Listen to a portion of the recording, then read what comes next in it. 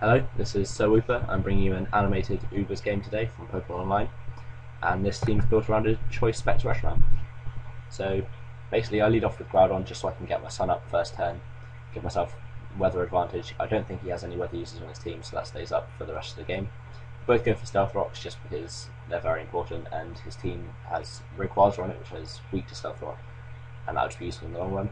I stay in here not expecting a hidden power. Ice, I believe that is, or water is super effective, and I just go for the Thunder Wave. Really doesn't do anything because Dialga's slow as shit as it is. After leftovers, I'm going to be able to take another hidden power, so I just go for the Earthquake this turn, knowing that I'll go first. He goes for hidden power again, probably hoping to take me out, but min-max damage and the fact that I have leftovers means that he's not going to be successful in doing so. I am just going to go for another Earthquake here, but he predicts that nicely, goes into his Rayquaza, which of course being part flying type takes no damage from that. At this point I'm not really sure what he was doing bringing in Rayquaza against my physical wall. I mean, he could extreme speed, probably kill me, but I don't really know what else he's going to do, so I decide to just go for the T-Wave as he Dragon Dances, which just seems silly to be honest, because I've already T-Waved his Dialga, he knows that I have T-Wave. It just seems pointless to try setting up, and that is going to come back to bite him in the ass royally later on as well. He gets the Power Hacks here as I go for the Dragon Tail just to move them out, and I love Dragon Tail in Ubers. It's just because so many things are weak to Dragon, and being able to phase Pokemon around is incredibly useful. He brings in his own Groudon here, which means this kind of shows the Weather Wall was irrelevant as we're both using sun-based teams. Groudon's ability Drought means that you can keep the sun up for the entirety of the game, and he takes me out with an Earthquake, which is unfortunate, but Groudon really wasn't going to be able to do a lot else this battle. The Life Orb shows me that he's a more offensive variant, and this was a really, really stupid play on my part because I go for the Growth, completely forgetting that every offensive Groudon in the world runs Stone Edge. And of course he goes for it, takes me straight out because Shaman is also incredibly frail and I'm weak to Stone Edge. So I lose my Shaman, and Shaman Skyfall never seems to do anything when I actually want it to be useful. I go into my Giratina, which is a fairly bulky hope, and I believe I just go for the Will-O-Wisp to burn it as it's Life Orb and clearly physically offensive. That's going to be helpful as it halves his attack. He misses the Stone Edge, doesn't really matter because as you'll see in a minute his Stone Edges do very little. I think they do about 20% to me. Yeah, so really the fact that he missed one isn't game changing in any way. It doesn't mean that I survive any hits that I shouldn't have. I missed my Dragon Tail, so it all kind of evens out really as he hits me with the second Stone Edge. In a minute. Getting a little bit ahead of myself.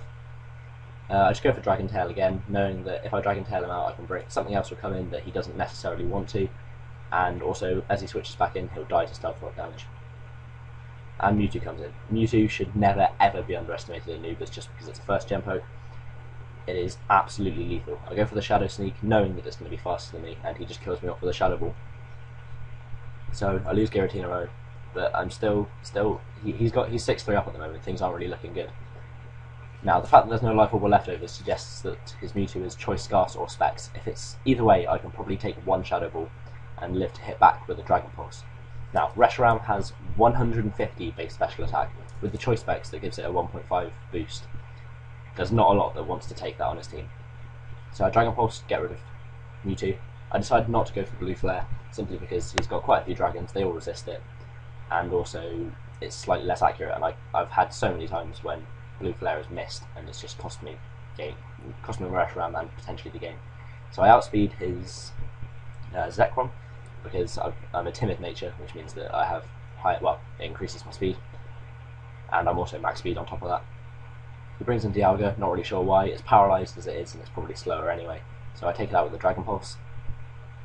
Especially to Dialga, I suppose maybe he thought that he could live one, possibly thinking that I'm Scarf instead of Specs. Groudon comes in, just dies to the Stealth Rock, and already I'm now at a 3-2 advantage after having been 6-3 down. Reshiram should not ever be taken lightly. This thing just destroys anything it comes up against. This is where the paralysis comes in handy, because I'd imagine that being a Rayquaza he runs either Dragon Claw or Outrage, but because I paralysed him, he knows he won't be able to hit me before I damage him, so he can only go for extreme speed. I'm bulky enough without any investment to take plenty of them, especially without him setting up.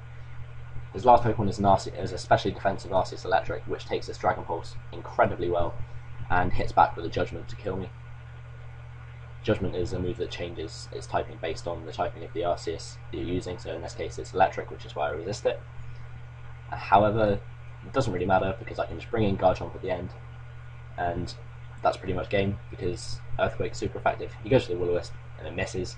That doesn't really matter because he hasn't got any attack that he can really hit me with, and I can just finish him off with the Earthquake this turn. So yeah, that's the end of the match. Thanks for watching. Let me know if there's anything, again, I can change or edit, and if there are any particular tiers that you want to see me battling, just let me know. Yeah, peace out.